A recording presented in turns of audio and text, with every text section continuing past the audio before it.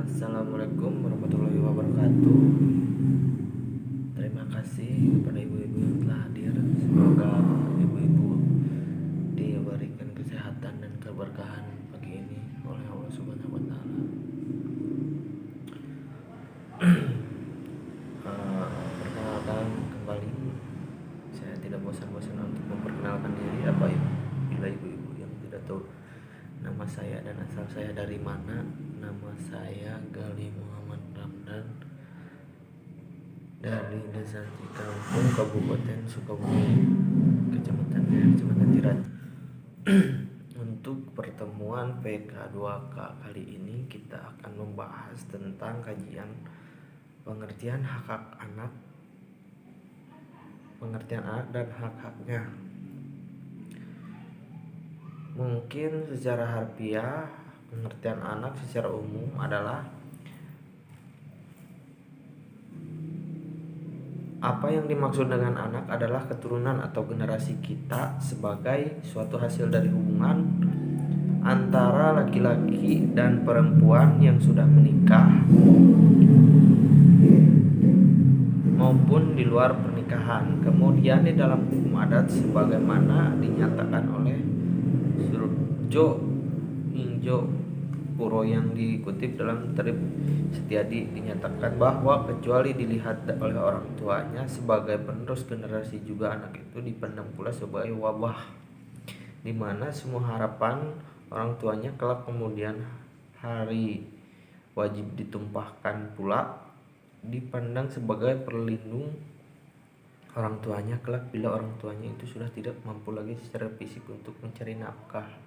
Jadi intinya anak adalah harapan untuk orang tuanya di suatu saat nanti apabila orang tuanya tersebut sudah tidak mampu untuk bekerja dan diharapkan bisa menggantikan posisi orang tuanya dengan yang lebih baik. Rata-rata harapan orang tua seperti itu ya ibu-ibu, untuk menjadikan anaknya lebih baik. Dan perlindungan hak anak juga diatur dalam Undang-Undang Nomor 3 Tahun 1997 tentang pengadilan anak ya.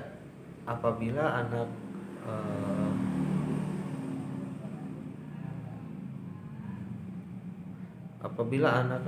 adalah orang yang dalam perkara nakal telah mencapai umur 8 tahun tetapi belum mencapai umur 18 tahun dan belum pernah menikah,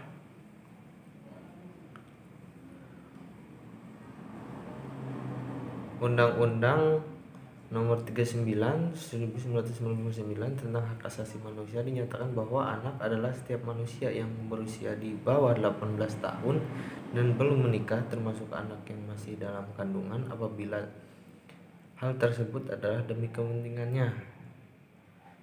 Jadi hak-hak anak sudah diatur dalam perundang-undangan tahun 1999 dan yang pertama 97, 2002, 89 dan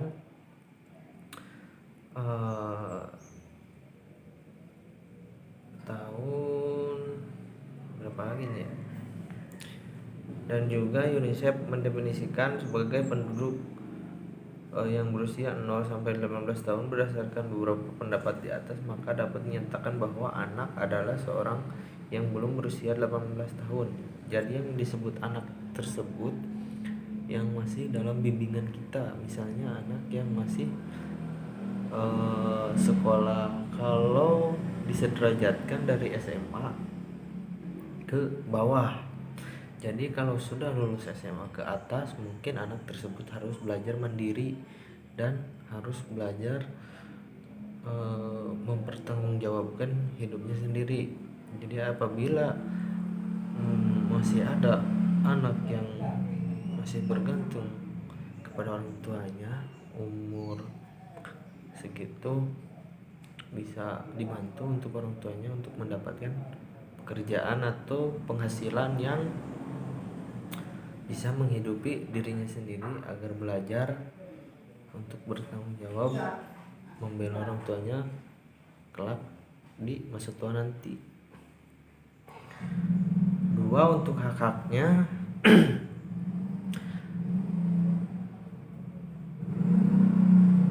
juga diatur dalam Undang-Undang Nomor 4 Tahun 1979 tentang kesejahteraan anak.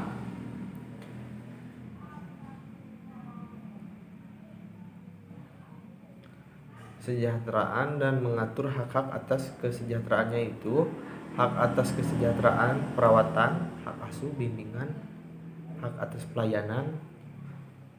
3. Hak pemeliharaan dan perlindungan, hak atas perlindungan lingkungan hidup, hak mendapat pertolongan pertama, hak untuk memperoleh asuhan, hak untuk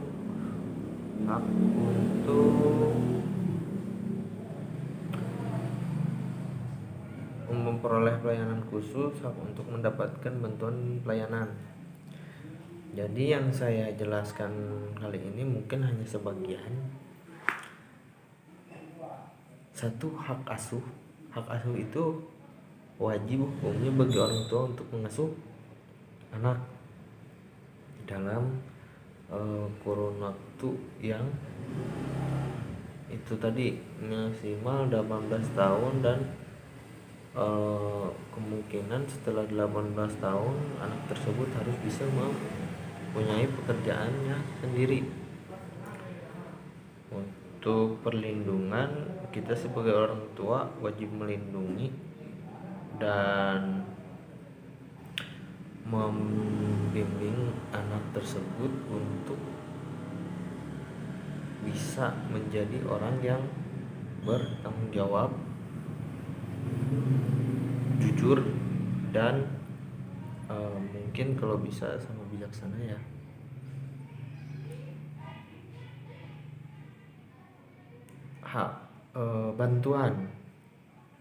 Bantuan seperti apa yang kita berikan kepada anak itu haknya.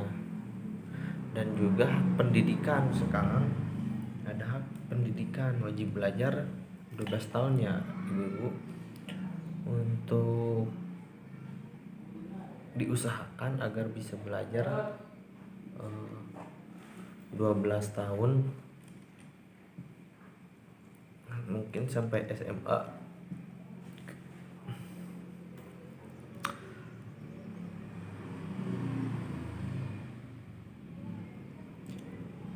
Hak atas perlindungan, hak untuk hidup, mempertahankan hidup dan meningkatkan taraf kehidupannya. Nah, mungkin dari ibu-ibu sekalian banyak yang berharap anaknya agar menjadi orang yang lebih baik dari orang tuanya. Nah, itu sebenarnya datang dari kita sendiri. Sedari kecil apabila dicontohkan dengan yang baik, mungkin anak tersebut akan menjadi anak yang bertanggung jawab dan bisa mencari kehidupan yang lebih baik.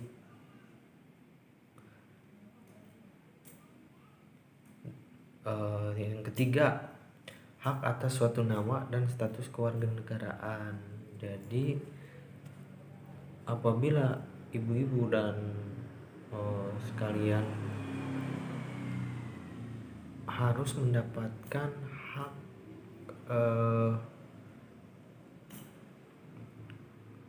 nama, suatu nama, jadi anak harus diberi nama, jangan bikin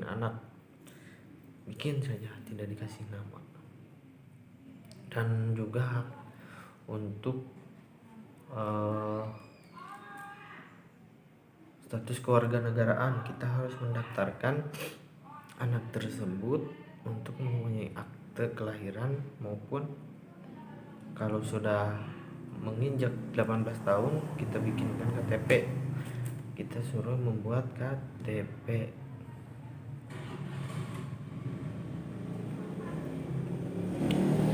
Bila mempunyai anak yang disabilitas, ibu-ibu juga mempunyai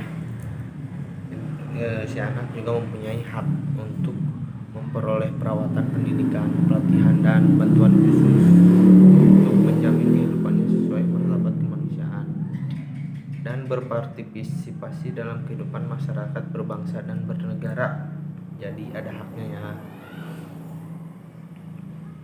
Hak untuk beribadah menurut agamanya masing-masing. 6. Hak untuk dibesarkan, dipelihara, dirawat, dididik, dan diarahkan dan dibimbing. Jadi hak-haknya seperti itu. Hak untuk mendapatkan perlindungan hukum, hak memperoleh pendidikan dan pengajaran, hak memperoleh pelayanan kesehatan dan jaminan sosial, hak untuk tidak merampas kebebasan secara melawan hukum. Selain itu, secara khusus pasal 66 Undang-Undang 39 tahun 1999 tentang hak anak dirampas kebebasannya, yaitu hak untuk dijatuhi hukuman. Jadi untuk hak-hak yang lainnya mungkin bisa dijelaskan lagi lain waktu. Untuk pertemuan kali ini saya cukupkan sampai di sini. Terima kasih kepada ibu-ibu yang telah hadir. Kita bertemu lagi di lain waktu. Assalamualaikum warahmatullahi wabarakatuh.